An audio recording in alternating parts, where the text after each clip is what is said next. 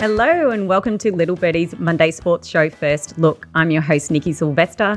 Joining me today in studio is MG. He finally gets his AFL Round 1 review in. We've also got Toprope for NRL Round 2. First Look is proudly brought to you by Little Birdie TV, topsport.com.au, Punting Form and Manscaped. Fellas, if you have not checked out this website, I strongly recommend you do. The special person in your life will not be saying sorry. In the studio with me today is MG. How you going, baby? So I'm good. It sounds like you've checked out Manscaped over last week. I did a bit of research because I've got this beautiful sign behind me and I did just want to see what was on the website. It looks amazing, greatly packaged. And I feel like, men expect women to be maintained. Don't think anyone would be sorry if you're purchasing from there. All right, there you go. Get an early Monday morning, fellas. You got the first tip of the week. Nikki on Manscaped. That's good. Exactly right. Sponsors will be happy with your synopsis there. Thank you.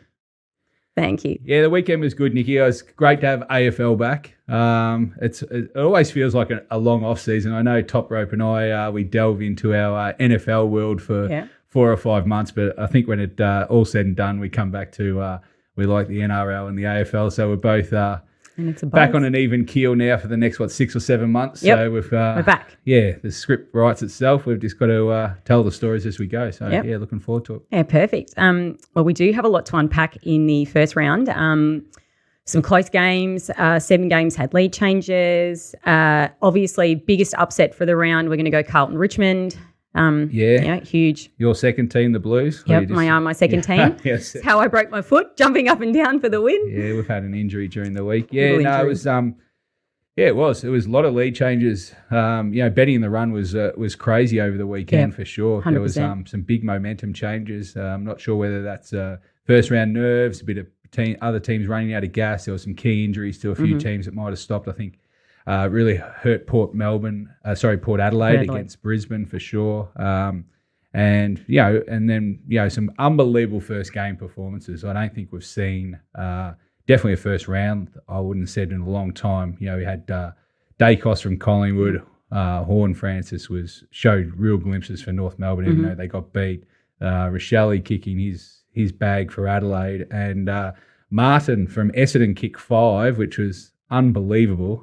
Even though they got absolutely slaughtered by the Cats, that was considering he wasn't on a list, until a couple of weeks ago. I think it was just unbelievable with the young kid. I know he kicked a few late, but that's what Essendon take out of a sorry game. Other than that.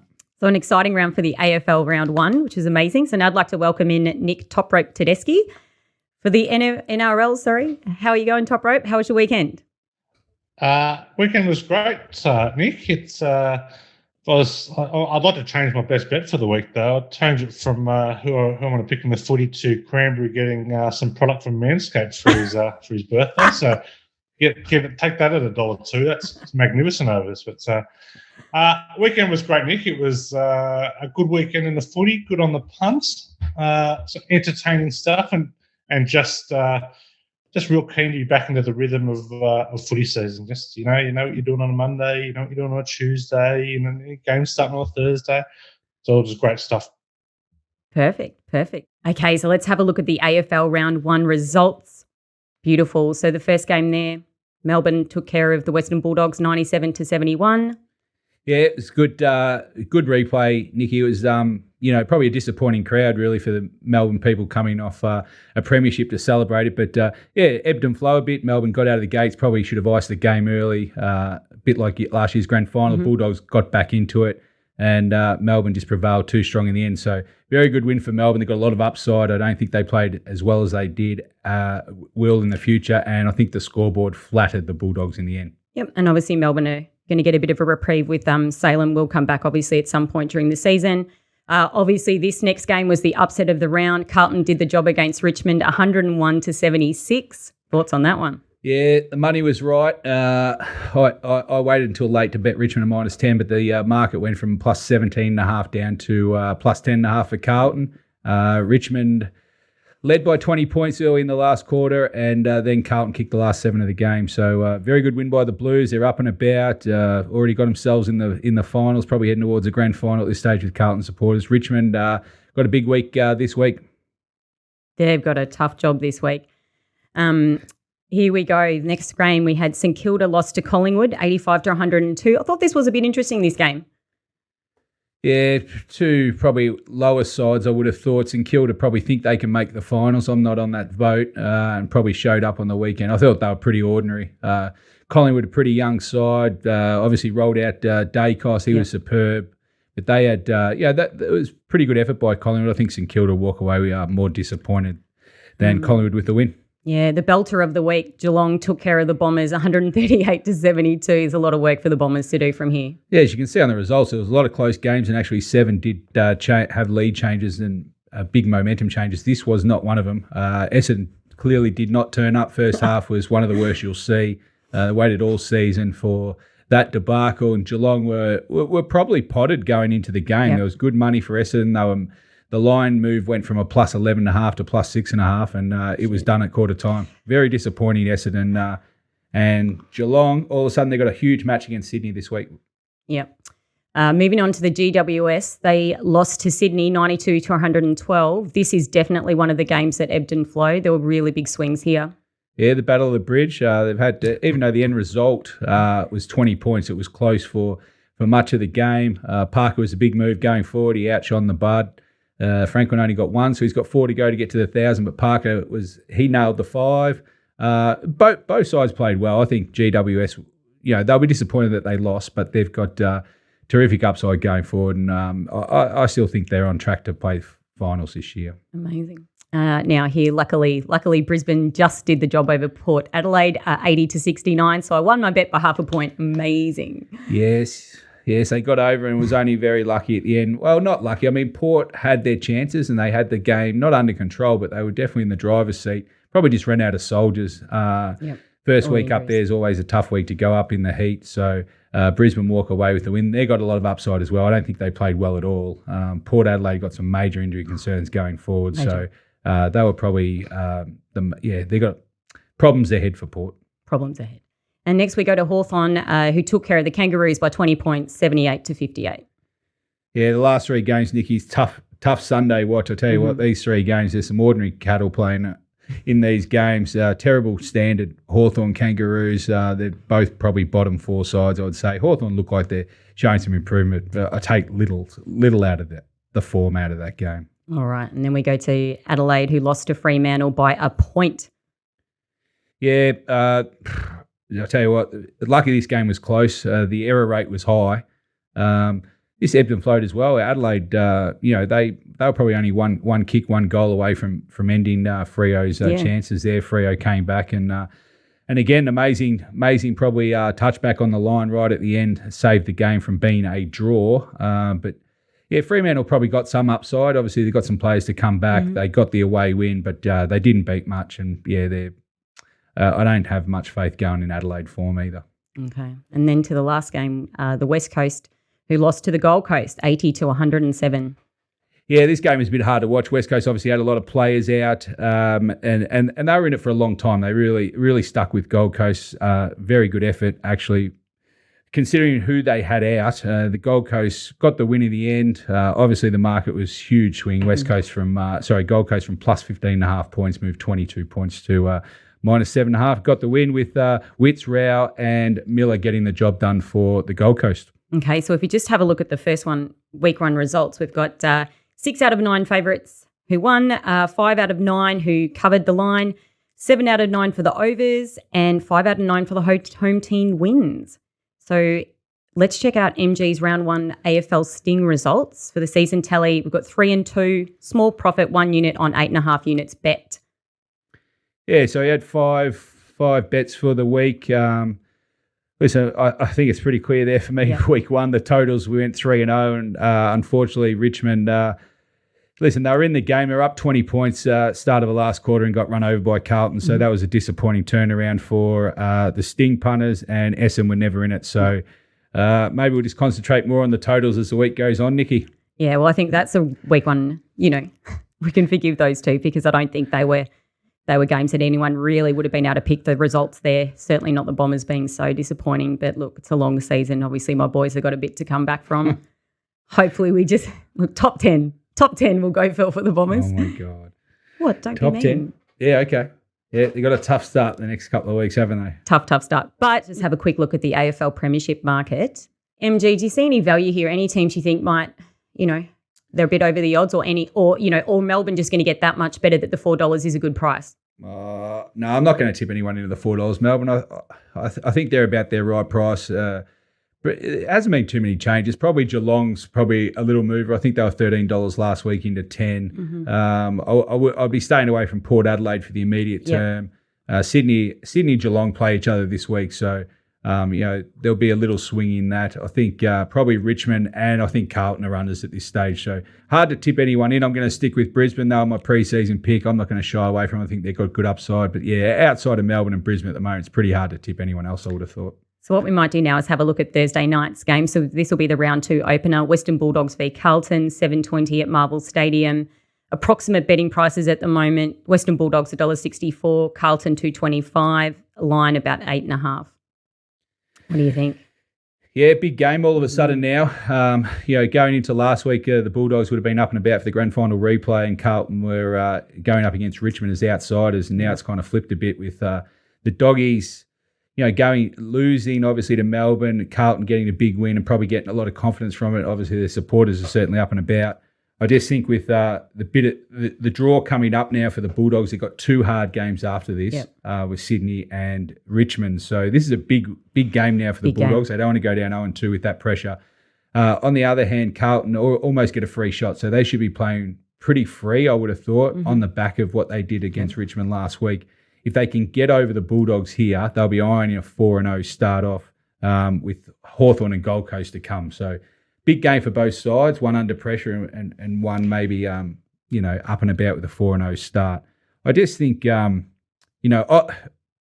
side note here is obviously the coach for Carlton's going to miss. Voss has been struck down with COVID, so apparently he's going to coach via Zoom or something. So that'll really? Well, I hear rumours. I'm not sure how it's going to go down. The communication will be interesting, especially if he starts slamming the laptops or anything if they're getting beat. But, that's just a point of note to see. Obviously, he's had a big influence on the Blues and he will be missing from the actual ground. I just think one point of note for the Carlton side here, I think being played at the Dome, I know it's the Bulldogs play there as a home ground as well. I think the leg speed of Carlton needs to be matched by the Bulldogs, and I think that's one advantage they will get from being at the Dome. So I think the Doggies overall look pretty sluggish against Melbourne first up. So not sure if it's first round jitters or maybe they just need to get into the rhythm. But I think the Bulldogs are going to have to miss, and especially with the question mark on Bontempelli. He's come up a bit sore. So if he misses, expect the money for Carlton to come. So, on the early markets, 2 things I'd say about this. I think the money, Carlton are just popular in the betting market. So if you're going to back Carlton, I would suggest getting in early in the week. I think it'll only go one way if it's going to go, and that'll go Carlton's way. If you're keen on the Bulldogs this week, I'd be waiting more to Thursday night before having a bet. Thanks, MG. Okay, punters, if you are serious about your AFL betting, please get AFL Stings, $22 a week in the littlebirdie.tv live shop for all your AFL betting action. We'll be back with Toprope and NRL Round 2. Welcome back to First Look, brought to you by topsport.com.au. Family owned and operated for over 35 years. Bet with the bookie you can trust. Bet with TopSport. Okay, let's have a quick look at the NRL Round 2 results. Melbourne Storm 15 South. This was a huge game, 15-14 in Golden Point. Amazing. Then we had St George, who lost to Penrith 16-20. The Roosters, finally, my chookies are up and about, who handled Manly 26-12. Gold Coast 20 lost. Oh no, they beat the Warriors 20-18. Cronulla beat Para. That was also a thriller, 18-16. North Queensland, they did the job against Canberra. This was a pretty big turnaround from last week, 26-6. Newcastle beat the West Tigers, 26-4. And the Bulldogs lost to the Broncos, 10-16. Toprope. Kind of just looking at a couple of trends that are kind of going across the league. For mine, it kind of confirmed that we seem to have gone back to the kind of pre-2020 kind of football. So we're seeing a lot of home underdogs kind of early in the season probably outperform the market, which has been great. We kind of lost that the last couple of years, but we should revert to that. And of course, quite a big talking point from the betting point of view is the unders. It's now 15-1 across 16 games. Low scoring matches have very much been the norm. We've only really seen one high scoring half round one power against the Titans. So some interesting stuff there. Round two kicked off with an absolute ripping game. Storm got home 15-14, led 14-0. Probably should have been leading 14-0. Back to ruthlessness that I've seen from the Storm. Maybe a few cracks starting to appear. As MG well knows, no one has a bigger love affair with the Melbourne Storm than I do, at least from a betting point of view. But, kind of with the off-season, Craig Bellamy's contract hanging over their heads, a little bit of lack of ruthlessness on the field, some player departures. Starting to wonder whether it's all kind of starting to come to an end here for Melbourne. I've kind of written a piece in the Guardian today regarding that, but I think that's there is some concerns about the Storm. At the other end of the spectrum, the Roosters, who were pretty badly beaten by the Knights in round one, absolutely blitzed Manly, 26-12. The Rains had held off at halftime. It would have been a lot more. They led 22-0 after not long at all. So they were excellent. Nick, you mentioned the upset earlier, the Cowboys against the Raiders. Big home under. Canberra were very, very poor. Newcastle, look, they beat the Tigers 26-4. Probably should have won by more, but the real story of that was how appallingly bad the West Tigers were. They were absolutely shocking. Benji Marshall slammed them, so it was not the first grade standard. My view is Michael Maguire will do very, very well to survive the week as coach. He was kind of on the edge going into the season. Probably should have got fired in the last year. Internal politics saved him. I think he's a very good chance of getting fired this week. No one really saw the Bulldogs and Broncos as being a cracking game. The last two wooden spooners met to finish off the round, but a sensational game of football, end-to-end stuff. The Bulldogs have improved markedly. They've still got some absolute plonkers out there, which is probably holding them back, but Matt Burton has been sensational for them. They lost on a pretty controversial call, but the Broncos just probably had too much slickness in the back line in the end to get it done. The Dogs had their chances, but great game and hard to say that both of these teams are only up after a couple of disappointing years for each. If we just have a look at some of the season stats there, we can just pop that up. Yeah. So we've got the favourites at 9 out of 16, 56% there. The covers 4 to 16, 25%. I know you're going to come back to this one later, but the overs, the totals, only 1 out of 16, and the home teams 10 and 16 for 63%. That's the big story there, the totals. Yeah, Toprope. Yeah. Have you seen the bookies that start to adjust already on the back end of week 2 with these totals, or are they in slow-mo in getting there?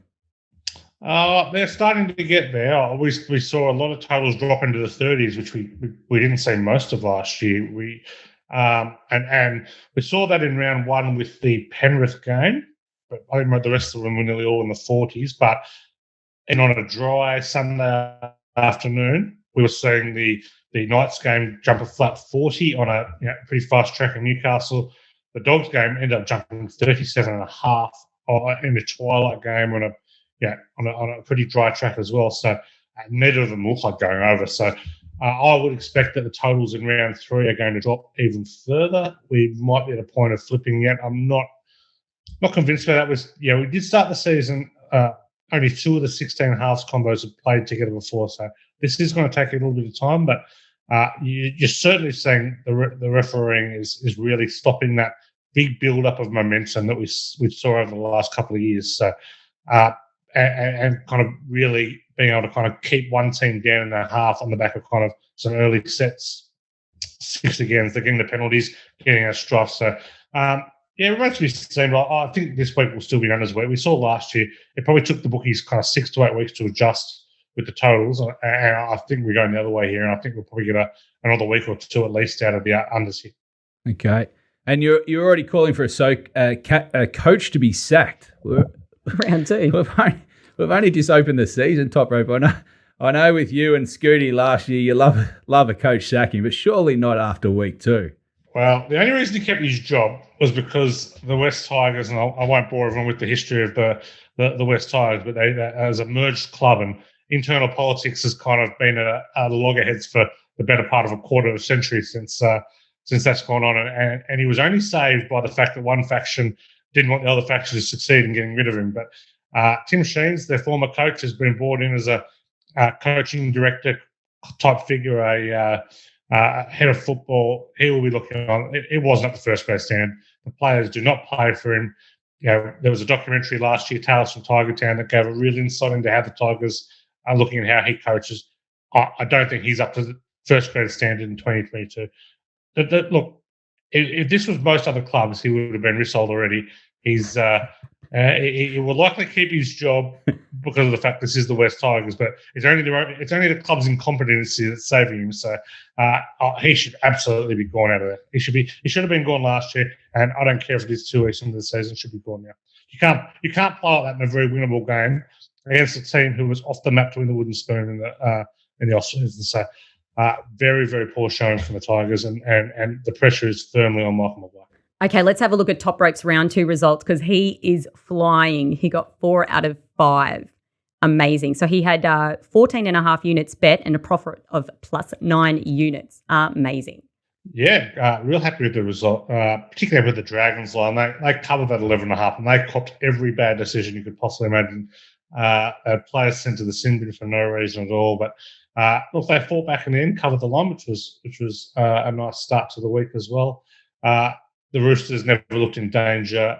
The Sharks, they were the early play there, and they looked in a lot of danger all the game. They scored on full time, and Nico Hines kicked one after the siren to win the game for the Sharks. So that was nice. Cowboys, look, these were the perfect reason why you generally need to kind of overcome that recency bias. They were horrendous in round 1 against Canterbury, but they were getting 4 points at home. That's always a bit early in the season, and had no problems disposing of the Raiders. And, of course, the West Tigers were the final bet, and they never looked likely. They would struggle to a bet in the Orange Sims reserve grade side the way they played on Sunday. Now, if we have a look at the first match for round 3, this is going to be a thriller. St George Cronulla at Wynn Stadium, 8:05 p.m. Thursday night. Approximate betting prices at the moment, the Dragons $2.25, Cronulla $1.65, and the line's going to be 2.5, we think. This is going to be a cracking game. Yeah, I love this. One of my favourite rivalries in footy, the Dragons and Sharks, the Southern Sydney rivalry here. These teams genuinely hate each other. Plenty of spite here. On a short week, I think we're going to see a pretty tough, hard, fierce contest here.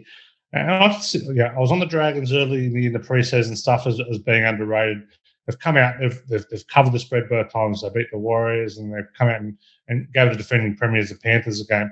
But they're a young side. They're going to have their flat spots out the year, but I think they're excellent value in round 3. I think they can really, really push the Sharks. I'm surprised that they're not slight favourites in this one. I think they're a bet for sure early in the week, and I think they're going to be well backed. Okay, and if we just quickly have a look at the NRL Premiership prices, Toprope, if you are going to have a bet this week, do you see any value here? I mean, look, Penrith, there's probably been not much movement there, but look, you say you like St George, and you've obviously been pretty keen on Cronulla the last couple of weeks. Like, is there any value there? Yeah, look, I like St George, but I don't think St George have got the ability to win the premiership this year. I'll be jumping on the Roosters at $5.50. I think I thought they were really, really impressive, and they took their foot off the throat in the second half once the rains came, played a bit of kind of conservative football, but they showed the brilliance that they've got in that first half against a pretty good opposition. They absolutely tore them to shreds. And I'm loving what I'm seeing from young Sam Walker in his second season as well. Combining a treat with Keary, I think that they are the value there at $5.50. If you are serious about your NRL punting, please head to Little Birdie TV. You can get the GGOA from $22 a week. Look, he had 4 out of 5. Get that, $22 a week. You will not be unhappy that you did. If you are serious about your NRL punting, GGOA is where you need to be.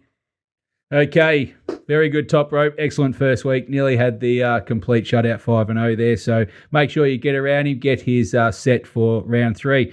Time for our charity bets now, Nikki. We're going along here. What are we up to? We're up to week 3. We're going to be up for our tips. So if we just have a look at the week 2 results there, you've got one on the board there. You fell over the line with the Brisbane Lions late. Toprope got his Cronulla. He got the early betting there, plus 2.5, even though they did start minus 1.5 there. So good result there. And unfortunately, Richmond got, I was in front early, but got obliterated late. So I am yet to break the duck. Okay, on to week 3 tips now. Toprope, we'll go to you first. What do you got for us this week? Yeah, give us the Dragons plus 2.5.